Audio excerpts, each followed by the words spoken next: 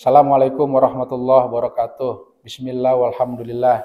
Ayah bunda yang dirahmati oleh Allah, di dalam pertemuan yang kelima ini kita bicara metode bil kalimat gitu ya.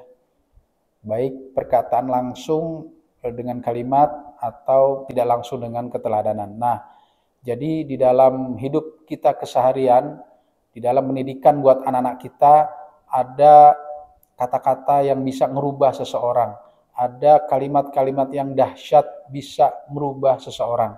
Sehingga kita harus betul-betul punya perhatian penuh, sangat berhati-hati di dalam bertutur kata atau di dalam memberikan gestur tubuh ke anak-anak kita atau memberikan sikap-sikap. Karena ketika kita sembarangan di dalam menutur kata atau memberikan gestur tubuh kita akan membawa pengaruh dampak yang sangat negatif begitu ya. Nah, karena itulah di dalam beberapa peristiwa-peristiwa di dunia ini banyak sekali model-model katakanlah ya perkataan-perkataan yang bisa dikategorikan berbagai macam bentuknya. Ada semacam hipnotis misalnya, ada semacam nasihat dan sebagainya yang intinya bisa mengubah seseorang. Di dalam Al-Quran juga Allah memberikan pelajaran kepada kita betapa Al-Quran ini menjadi mukjizat untuk Nabi Muhammad. Kenapa mukjizat Nabi Muhammad ini Al-Quran walaupun ada mukjizat yang lain, tapi yang terbesar Al-Quran? Karena masyarakat yang dihadapi pada saat itu budayanya adalah budaya syair, budayanya adalah puisi dan prosa, pantun dan sebagainya. Sehingga mukjizat biasanya disesuaikan dengan zamannya.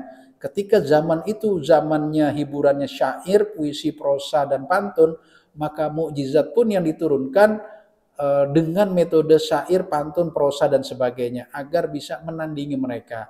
Karena itulah ayat Quran ini harusnya menjadi kalimat-kalimat yang bisa merubah seseorang. Persoalannya adalah jangankan orang lain, kadang umat Islam itu sendiri atau kita sendiri kan belum tentu terheran-heran, terkagum-kagum dengan kalimat-kalimat. Ada beberapa kisah para sahabat yang kemudian dengan kalimat itu bisa berubah dia.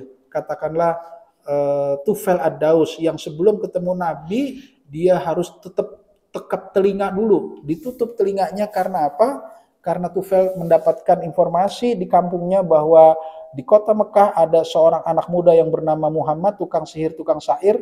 Sihirnya ada pada syairnya, syairnya itu adalah sihir. Jadi kepo ini namanya Tufail ad-Daus, ya, Tufail bin Amr ad-Daus, kepo pengen tahu, tapi takut kena sihir. Akhirnya pertemuan pertama telinganya ditutup, begitu ya. Ketika telinganya ditutup, maka keponya nggak selesai gitu. Pengen penasaran lagi. Kenapa? Karena dilihat wajahnya Nabi Muhammad ini tidak seperti biasanya tukang sihir yang serem, buas, brutal, beringas, nggak ada gitu. Sejuk, tenang, senyum, damai, ramah. Akhirnya dia buka telinganya, pengen sekali-kali aja dengar kalimatnya. Begitu dibuka, Rasulullah mengucapkan sesuatu, ternyata bisa berubah pikiran Tufail bin Amr ad-Daus ini. Kata Tufail, wah ini bukan sihir, ini bukan syair, ini adalah kalimat-kalimat yang pasti turun dari langit. Seketika itu juga bersyahadat. Dari orang yang tadinya ketakutan tekep kuping, sekali dibuka berubah total. Dan di dalam keseharian hidup kita banyak sekali orang yang merangkai-rangkai kalimat gitu ya. Baik dalam arti yang positif maupun dalam arti yang negatif. Ketika usia anak-anak, kita rangkai kalimat kita dengan cerita-cerita, anak-anak akan sangat serius mendengarkan. Berarti rangkaian kata-kata yang berbentuk cerita itu menjadi sebuah alat metode yang sangat baik buat anak-anak. Ya, metode dongeng misalnya kan. Karena bisa saja kita memasukkan nilai-nilai tanpa harus mendoktrin. Tapi include di dalam cerita itu, anak bisa mengambil kesimpulan dari dongeng, dari cerita, bahwa di dalamnya banyak sekali mengandung pelajaran. Ya. Begitu juga dengan hipnotis, dia mengulang-ulang kalimat-kalimat tertentu. Gitu ya. Dan akhirnya kalimat itu bisa mempengaruhi orang yang dihipnotisnya. Begitu pula di dalam, mohon maaf ini iklan-iklan. di berbagai media. Itu diantaranya dipilih betul kalimat-kalimat apa yang kira-kira bisa menarik calon konsumen, gitu ya. Termasuk juga di dalam berkampanye, gitu ya. Di kampanye atau branding atau apapun akan dipilih tagline-nya, semboyannya, visi misinya, dipilih banget kalimat-kalimat yang kira-kira buat menarik para pemilih. Bahkan boleh dikata riset dulu. Ada yang orang risetnya di Google, kalimat apa yang paling disukai itu kelihatan tuh di Google, riset. Oh ini, sehingga orang tuh bikin keyword itu nggak sembarangan. Keywordnya itu dari hasil riset. Sekarang dengan adanya internet itu orang riset-riset nggak kemana-mana. Asal pandai mencari keyword, dia akan pandai mencari data-data yang ada di Google itu. Nah, akhirnya kita lihat kalimat itu menjadi sebuah alat utama orang di dalam merubah perilaku. Perilaku murid, perilaku konsumen, atau perilaku musuh, atau perilaku orang umum, atau kalau kita sebagai dai, perilaku mad'u kita. Kita susun betul kalimat-kalimat indah itu. Bahkan Allah takdirkan ada orang-orang tertentu yang memiliki kemampuan mengolah kalimat sehingga dia sangat disukai. Dulu yang sudah meninggal ada Zainuddin MZ, sudah meninggal lagi Arifin Ilham, sudah meninggal lagi UJ, itu ya, Ustadz Jepri. Sekarang subhanallah ada gantinya lagi, itu UAS, ada lagi Ustadz Hadi Hidayat. Macam-macam dah sekarang. Orang-orang yang kalau hadir, kalau dia tampil bisa ribuan orang untuk menghadirinya. Itu artinya Allah memberikan kemampuan pada orang-orang tertentu, retorika, kemampuan berbicara yang kemudian bisa membuat orang itu terpengaruh, khusyuk mendengarkan, ikut tersenyum, ikut tertawa, atau ikut menangis, atau setelah itu akan ada biasanya orang-orang yang bisa berubah dengan kalimat-kalimat tersebut. Nah, kita ayah bunda sebagai guru kepada anak-anak kita atau saudaraku tenaga pendidik dan kependidikan, kita tiap hari berhadapan anak kita. Sudahkah kita menyiapkan kalimat-kalimat tersebut, gitu ya? Belajar dari peristiwa sejarah dan belajar dari kondisi-kondisi di sekitar anak kita, betapa ada orang-orang yang pandai menyusun kalimat untuk mempengaruhi orang lain, baik tujuannya positif atau tujuannya negatif misalnya. Maka sudah selayaknya bagi ayah bunda ketika ingin bertemu dengan anak, berinteraksi, mari kita siapkan ucapan-ucapan terbaik kita, kalimat-kalimat terbaik kita, bujukan-bujukan terbaik kita, susunan dan struktur kata-kata dan kalimat yang terbaik. Juga kepada saudaraku tenaga pendidik dan pendidikan, kita ada yang punya namanya RPP gitu ya. Lesson plan, zaman saya dulu namanya Satpel. Disitulah kita punya perencanaan. Artinya kita tidak terlalu banyak bicara tentang teknis formatnya ya, isiannya, tetapi kontennya itu. Mulai dari judul, tema, kisi-kisinya ya, poin-poin apa saja, referensi segala macam, sampai metode, strategi, sampai alat yang harus kita siapkan, bahkan ada kalimat pembuka, kemudian kalimat penutup gitu ya, dan baru di tengah. Nah, kalimat pembuka itu yang sangat menentukan. Ada yang namanya ice breaking. Kita memberikan suasana di kelas itu menjadi alpha zone. Zona di mana orang-orang itu siap nantinya akan menerima pelajaran kita, enggak langsung masuk pada pelajaran.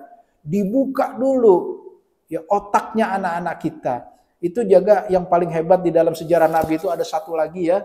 Ini dahsyat sekali, ketika Nabi itu hijrah, sudah lebih dari separuh perjalanan, Nabi itu ingin masuk ke kota Kuba, masih saja ada yang jegat.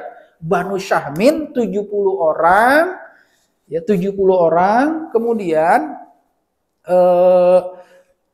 kepala sukunya ini Abu Buraidah, semuanya udah tahu bahwa sedang terjadi sayembara akan memberikan hadiah bagi siapa yang dapat membunuh Muhammad atau membawa Muhammad itu mati, 100 ekor onta dan hadiah-hadiah lain. Jadi Banu Syahmin dan Abu Buraidah ini tahu ini yang dihadapi ini adalah orang sedang dicari-cari di Mekah dan akan dapat hadiah besar. Artinya memang betul-betul ingin membunuh Nabi. Coba, luar biasa kan. Tetapi luar biasanya Rasulullah mendapatkan inspirasi sebelum digertak karena 70 orang dan Rasulullah cuma bertiga barangkali ya. Akhirnya Rasulullah dulu yang menggertak lebih dahulu. Kira-kira begini bahasanya. Ini bebas aja ya. Nggak harus kayak gitu. Kira-kira doang. Ada apa loh jikat-jikat gue kira-kira itu ya. Jadi sebelum digertak, gertak duluan. Apa tujuannya? Nah tadi kita udah bicara al-fazon. Tujuannya bikin shock dulu kan. Kaget. Kalau udah kaget, nanti kalimat berikutnya didengar gitu. Tapi kalau belum apa-apa udah ketakutan, gemeter, giginya beradu, maka kalimat apapun yang akan keluar nggak akan bisa didengar lagi. Nah akhirnya karena digertak duluan kaget, barulah Abu Buraidah ini mau mendengarkan ucapan-ucapan Nabi berikutnya. Nah, ucapan-ucapan berikutnya yang nanti kita akan kita lanjutkan di pertemuan yang berbeda, ucapan-ucapan selanjutnya itulah yang kemudian akhirnya menyebabkan Abu Buraidah ini sebagai kepala suku masuk Islam. Kan luar biasa. Dari orang yang ingin membunuh sampai mau masuk Islam. Sama dengan Umar bin Khattab, dari orang yang ingin membunuh Nabi, ketemu adiknya Fatimah dibacakan surat Toha. Tiba-tiba seorang preman, Umar bin Khattab, preman, ya, luar biasa, mendengarkan ayat bisa berubah. Nah, dari uraian tersebut di atas tadi ya sebelumnya, maka kita ambil kesimpulan jangan bermain-main dengan kalimat. Betapa banyak sekali pembuktian di dalam sejarah, di dalam kejadian-kejadian keseharian kita. Kalimat itu memegang peranan yang sangat dahsyat.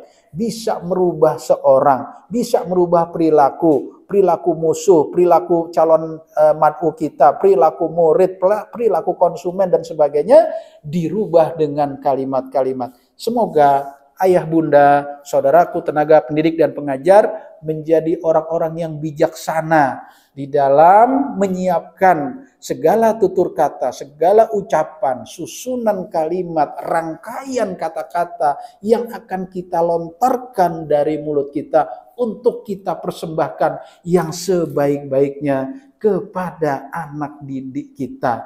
Begitu pula kita berikan gestur tubuh kita, perasaan kita, doa kita, perilaku dan sikap kita persembahkan yang sebaik-baiknya untuk anak didik kita. Assalamualaikum warahmatullahi wabarakatuh.